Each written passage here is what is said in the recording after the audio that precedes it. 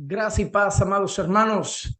Para muchos, la ONU, la Organización de las Naciones Unidas, es el organismo mundial que más defiende a las personas, que más defiende los derechos humanos y los derechos a la libertad.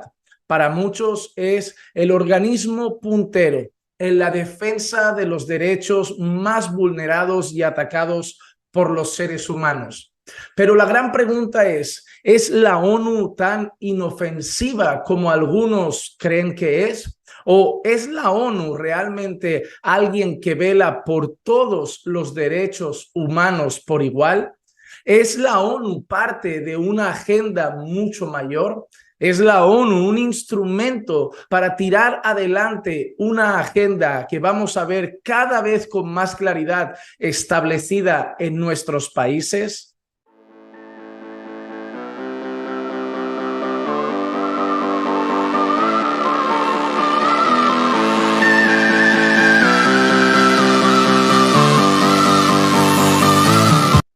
Según la ONU, una de las cosas que siempre ha defendido es la libertad religiosa.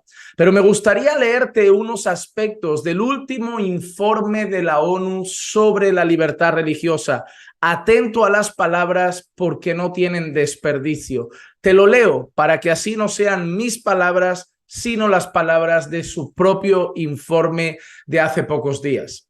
La libertad religiosa termina donde comienzan los derechos LGBTQ, J, 1, 2, 3, 4, 5, 9, 12. El informe pide a los gobiernos que amenacen y castiguen a líderes religiosos y las organizaciones que no se ajusten a la ortodoxia LGBT, y en un movimiento nuevo y sin precedentes pide a los gobernantes que desestabilicen las religiones desde el interior, apoyando a las facciones pro-LGBT que existen dentro de las diversas denominaciones religiosas. Punto uno es este. Ellos animan a que los gobiernos se sumen al pensamiento de la ONU de que deben debilitar desde dentro todos los aspectos religiosos que van contra el movimiento LGBT y ayudar a promover todos los aspectos religiosos que apoyan el movimiento LGBT. ¿No te has dado cuenta de cuánto bombo y noticias se le está dando y cuántas ayudas están recibiendo iglesias inclusivas? En el sector luterano, metodista y en tantos otros sectores y denominaciones religiosas se están levantando cada vez más pastores que son propiamente dichos como considerados queers, pastores no binario, pastores de orientaciones sexuales diversas e iglesias que están a favor de todo lo que tiene que ver con el movimiento LGBT. Lo que está haciendo la ONU es decirle a los gobiernos, no decirle a las personas, decirle a los gobiernos que se sumen a la ONU. ¿Para qué? Para debilitar las iglesias conservadoras que no apoyan el movimiento LGBT y apoyar, fomentar y animar aquellas iglesias que sabemos nosotros que son falsas, pero que promueven y apoyan al colectivo LGBT. Sigue así. Según el informe, si las religiones enseñan que el comportamiento homosexual es un pecado o que el sexo es una realidad biológica inmutable, están violando los derechos humanos. Dice el informe literalmente: hay rincones oscuros donde las personas LGBT son vistas como pecadores y ciudadanos de segunda clase, donde son despreciados y abusados. Que haya lugares donde eso pase, yo no lo sé, pero que son considerados pecadores no lo hacemos los colectivos religiosos, lo hace la palabra de Dios. No solamente el colectivo LGBT son considerados pecadores. los ladrones, los mentirosos, los que tienen relaciones sexuales fuera del matrimonio también, los que tienen relaciones de adulterio también, los que cometen actos como el orgullo o la soberbia, los que son hombres o mujeres que deshonran a sus padres, los violentos y agresivos. No es solamente que llamemos al colectivo LGBT pecadores, es que llamamos pecadores a todos aquellos que cometen pecados establecidos por la palabra de Dios. No los consideramos por eso ciudadanos de segunda clase. Ellos votan como nosotros, van a la escuela como nosotros, trabajan como nosotros, así como todos los pecadores que están en este mundo.